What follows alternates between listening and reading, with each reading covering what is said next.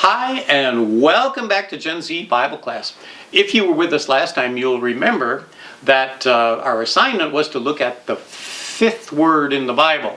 And if you were able to do that, you know that that word is created. In the beginning, God created the heavens and the earth. And I want to think about that word create. What does it mean? Because we use it, I think, in different ways. We talk about people who are creative. You know, that person can take some paint and a brush and a canvas and make a beautiful picture out of it because, you know, they have this creative nature about them. Or maybe they could write a poem or some music or something like that. But when we think about God and how He created the whole heavens and earth, this is a different kind of creation, because God had to take nothing and turn it into something.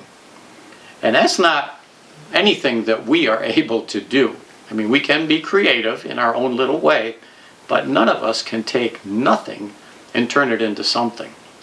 So kind of keep this in mind when we think about the biblical worldview when it comes to the subject of creation. But of course, not everybody sees things that way. And we have kind of a clash going on in our world today, at least in America and in the Western culture. We've sort of, many people have put the Bible aside and they have written God out of this whole equation when it comes to how things came about. And so you are kind of going in the direction of the theory of evolution when you do that, when you deny God's existence. You have to come up with some way to explain everything, so this is the way that is commonly done. Which means that things just sort of happened. You know, God was not really behind it because He doesn't exist. So we just figure that this stuff just kind of randomly happened. And, you know, how did we come to that point? Well, I think there's a number of reasons. If you think a little bit about history, our recent history, especially going back, let's say, to the 1800s, well, a few things were going on, actually, in our colleges and universities. People were actually becoming much more secular and leaving God out of their studies, whether it came to the natural world or science or, you know, whatever it might be, that they were becoming much more secularized, and God wasn't playing a part as much in the scientific world. And so there began to be like this separation, and you got the sense that you're either scientifically oriented or you're religiously oriented, and the two are kind of opposed to each other. Well, that's not really true, and I think we're going to try to make that point here today. But this seems to be where we are at, and I think one of the things historically that has really shaped the situation is something that happened back in 1925. This is called the Scopes Trial. Some of you might have heard of that. What was going on was there was a high school science teacher named John Scopes, and he was teaching in his science class the theory of evolution. This was down in Tennessee. And actually, I never realized this, but it was actually illegal then to teach the theory of evolution in high school. My, how things have changed, huh? Well, this all resulted in a big trial, and it was kind of like the focal point of all the media. And, you know, by this time people had radio back in 1925, and they were following all the stuff in the newspapers, and it became a really big show. There was a very famous Christian apologist named Williams Jennings Bryan, who was the prosecutor in this case, and he was trying to stop John Scopes from teaching, you know, the theory of evolution, and the guy that was defending him was a guy named Clarence Darrow, another very famous Hollywood-type lawyer.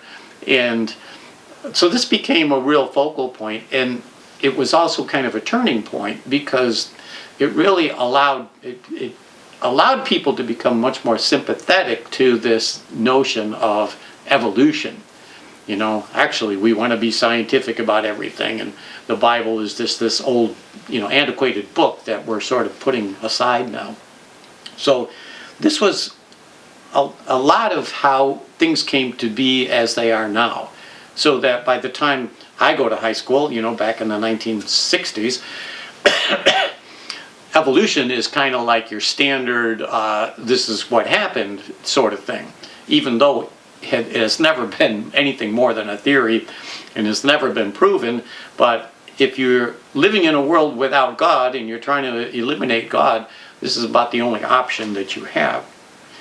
So I want to argue for the fact that this notion that, there's this clash between, sometimes you talk about science in the Bible, or, creation versus evolution, or old Earth versus young Earth, because that's, if you're an evolutionist, you have to believe that the Earth is millions of years old.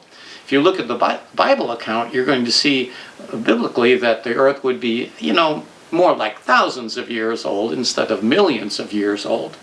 So there's this another dimension to this whole clash between these two belief systems. So this is kind of where we are now, and I want to argue for the fact that science and the Bible do not clash. They are not at odds with each other. And the way I want to prove that, the way I want to demonstrate that, is to share something with you. This is something that I found online, of course. And it is a list of 23 Christian scientists. Don't get confused there, because there's like this church called Christian Science. That's not, I'm just talking about people who were Christians and who are also scientists. And there's a pretty impressive list of people who believed in God, who believed in God as creator, and they were simply exploring this creation that they knew God made. I'm going to start out with a guy named Copernicus. Now, you might have heard of him if you paid attention in your science classes. He was a mathematical genius, and he was one of the first people, and somehow he was able to use mathematics to calculate, when he looked at the planets and how they were circling around and all this stuff, in the times it took them to go around, he was able to come up with formulas that made it clear that the Earth is not the center of the solar system. And everybody, of course, believed that. You look up in the sky, the moon goes around the Earth and the sun goes around the Earth, so we must be the center of the universe. Well, Copernicus had a little bit different idea, and he suggested that the sun was the center of the solar system. Imagine that. Who could believe that? Well, people for many years, back in his time, people just thought the Earth was flat, so this was like a big revelation. And he actually took a little heat for suggesting that, because, he's kind of going against conventional wisdom. Well, he is followed by a guy named Johannes Kepler, and he kind of continued in this same way, and he formulated a lot of the laws of planetary motion. So he gets even more specific about, measuring the planet's course around the sun and how it all relates to each other. Finally, as we continue, we come to a guy named Galileo. Now, I'm sure you've heard of him. He's the guy that invented the telescope. The interesting thing about Galileo as a believer, though, is that one of his primary motivations for studying the stars and trying to figure all this stuff out was because he was trying to determine which star was the star of Bethlehem, that led the wise men to find the Christ child. So this was kind of the underlying motive for him to do all of this.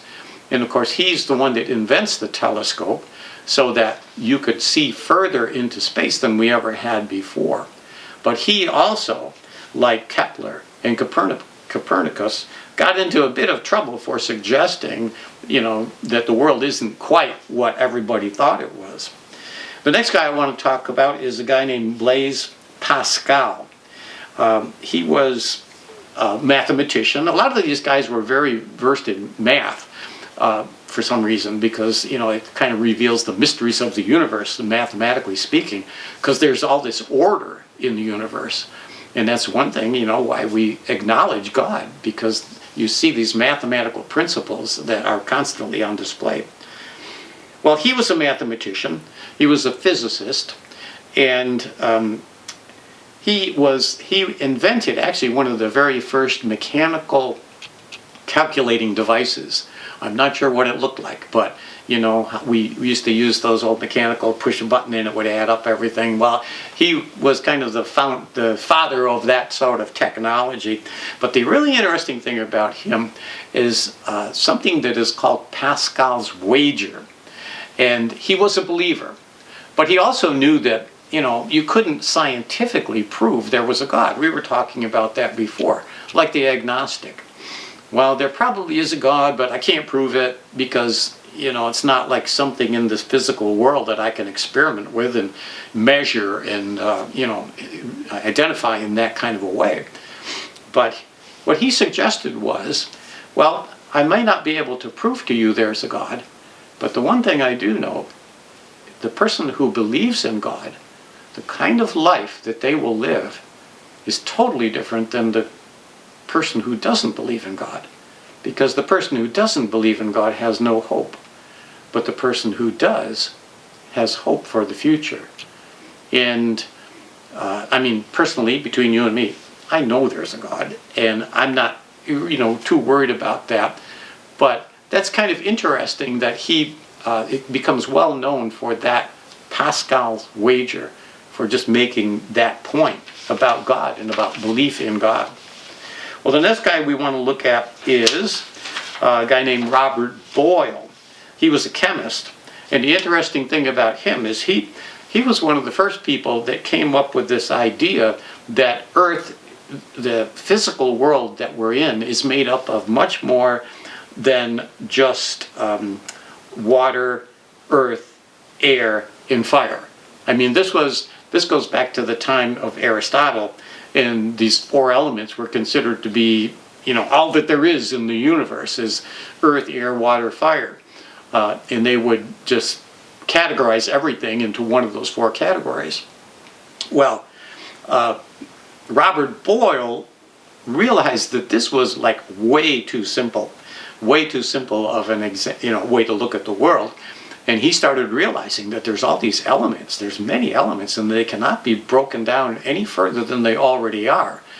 So I guess in a way he's starting to think about the whole atomic structure of things. And you know, this was another, I guess you could say, element that would upset the common worldview, and send science in a totally different direction. But imagine if we had still believed that everything is just four elements, things wouldn't work out so well. Another guy we want to think about, we're going to talk about Galileo, and he's looking out to the stars. A guy named Anthony van Leeuwenhoek, and you might have heard of him in science, your science class. He invented the microscope. You know, Galileo invented the telescope so he could see far away, and van Leeuwenhoek invented the microscope so he could see these little teeny tiny things. And that opened up a whole new world as well, because people used to believe that flies just had this process of spontaneous generation. Like they couldn't see that flies would lay eggs, and those little eggs would eventually grow, and then of course you have maggots and they turn into flies. Somehow they missed that point. But a guy like van Leeuwenhoek comes along, and he starts seeing this whole world of little cells and organisms that nobody had ever seen before. And it just opens up a whole new world of reality, and you know, leads to many other things. I mean, I could just go on and on. There's 23 of these people mentioned. I'm just going to end with one more. His name is Isaac Newton. He's one of my favorite people because he was acknowledged as being perhaps the greatest scientist of all time. He was a mathematician and did all kinds of work. Of course, we think of him as, some people say, well, he discovered gravity. I think anybody that, you know, falls out of a tree has already discovered gravity.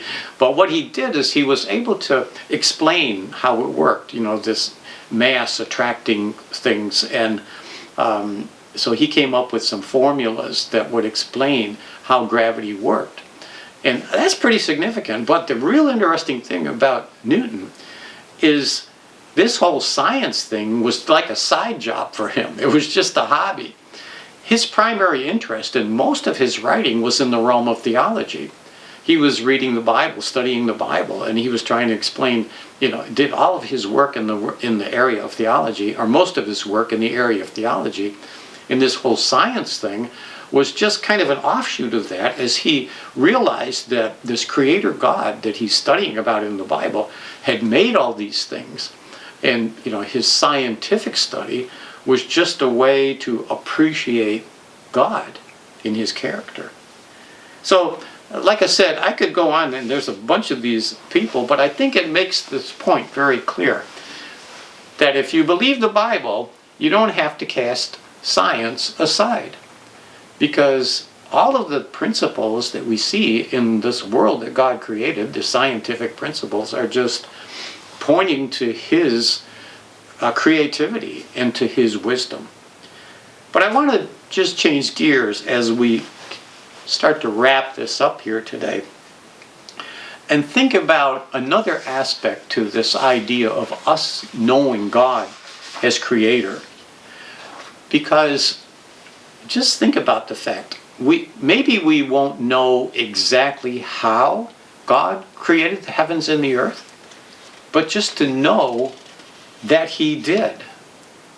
And I want to just stop here and remember that I know some of you, maybe haven't even thought so much about this, and I'm not really expecting you to make up your mind on all these things like that, because it's taken me quite some time and a lot of reading and a lot of thought to come to the place where I am, where I just frankly, between you and me, I think the 6th day God created the earth in 6 days works fine for me. And there's just as much scientific evidence for that as there is for millions and millions of years.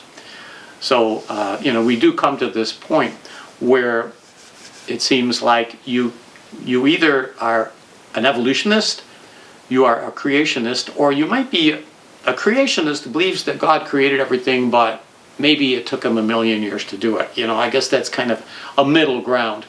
And I'm not going to insist that you make up your mind on that right away, because it took me a while to, commit myself to a firm belief in one way or the other. But I think it's even more important not to so much worry about exactly how God created the heavens and the earth, but that he did. And that you can know the God that created the heavens and the earth, because he's revealed himself to us in the Bible. And the Bible has some, beautiful pictures or ways to express God as creator. One of them is in the book of Isaiah.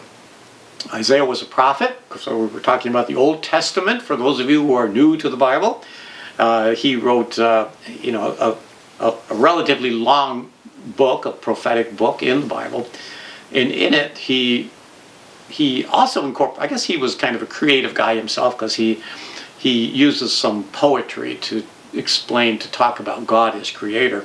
And in Isaiah chapter 40, I'm just going to read a few verses from that, that kind of give his picture, the way he pictures God as creator.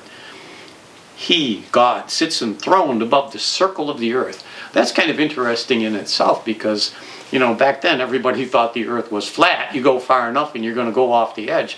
So just this phrase, the circle of the earth, was something that most people wouldn't have seen. Its peoples are like grasshopper. He stretches out the heavens like a canopy and spreads them out like a tent to live in. To whom will you compare me, God? Or who is my equal, says the Holy One. Lift up your eyes and look to the heavens. Who created all these? He who brings out the starry host one by one and calls forth each of them by name. Because of his great power and mighty strength, not one of them is missing. So, this is just Isaiah's way of kind of, in a poetic way, reminding us that God, he just threw the stars out in the sky. And it just reminds us of how much power he has. And the fact that he keeps all of this, this whole system going, that he is the creator, He's also the sustainer of all of these things. And we want to end, this will be our benediction, our good word to end with. And this is from the New Testament. And it kind of adds a whole nother dimension to our thinking of God as creator, because this is talking about Jesus Christ. You know, I mean, so far we're in the Old Testament. We haven't said a lot about Jesus. But the one thing I do want you to know is Jesus is really the center. It's the focal point of the whole Bible. Everything in the Old Testament looks for the day that Jesus comes. And everything after Jesus came and was resurrected looks back to consider what he's done for us. So here's a verse in Colossians. This is one of the letters that Paul writes to one of the churches. And he's talking about Jesus and his role in creation. The Son, that's Jesus, is the image of the invisible God, the firstborn over all creation. For in him all things were created, things in heaven and on earth, visible and invisible, whether thrones or powers or rulers or authorities. All things have been created through him and for him. He is before all things, and here's the real focal point of this verse. In him all things hold together. And another translation is, I think I just said, he is the creator and sustainer of all things. You know, this universe isn't a static place. It's dynamic. It's moving. I mean, you know, from the little teeny tiny things you can't even see with your human eye, they're all wiggling and squirming around, and you know, we're very animated. I know my grandkids can be very animated at times, and we see nature, and we see trees grow, and we see them die. We see these life cycles, and you know, all of creation is in movement. It's in constant motion. And who's keeping that going? Well, according to this verse, God is sustaining everything that he made. He didn't just make the universe, but he is sustaining it, and he's keeping it going. And what does that mean to us personally? Wow, it means that the God who created all things loves us. He reveals himself to us and makes it known that he loves us. And it also means, and this is the amazing thing about God's grace, every breath we take is a gift from God. God is the one that's keeping us alive because he's giving us the very breath that we breathe. And I can't help but think about those people we were talking about before who deny God, in fact, who live a life in rebellion against God and curse God, and yet he allows them to live. He sustains them because every breath they take is a gift from him. So I think it's a wonderful thing. Now we're going to be working on some of the particular questions that come up from a scientific standpoint. And I'm going to refer you, I'm going to leave some links here that will head you in a certain direction and help you find some people that are going to talk about things not as you've been taught in high school, but are going to talk from the viewpoint of a creationist, somebody that believes God created all these things. And these guys are really top-notch scientists, so they're not just, talking off the top of their head. They're doing very careful research in all these areas and coming up with some very compelling reasons why we should look at the Bible and say, yeah, it actually makes a lot of sense from what we see in the world of science. So I want to encourage you to check out some of those links. One of the places is called the Institute of Creation Research.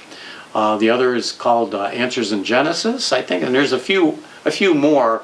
You guys are smart. You can Google all this stuff and find it. But I do want to encourage you to think not so much or worry so much about exactly how God created the heavens and the earth, but to just think about the fact that you can know your Creator. I mean, that's the most important thing I think we can take from this. And this is where we're going to end our today's Gen Z Bible class. So I want you to remember that I'm praying for you guys and be thinking of you. And I hope really that you will be able to join us and do some follow-up work on what we've been talking about. But join us again next time on Gen Z Bible class. Bye-bye.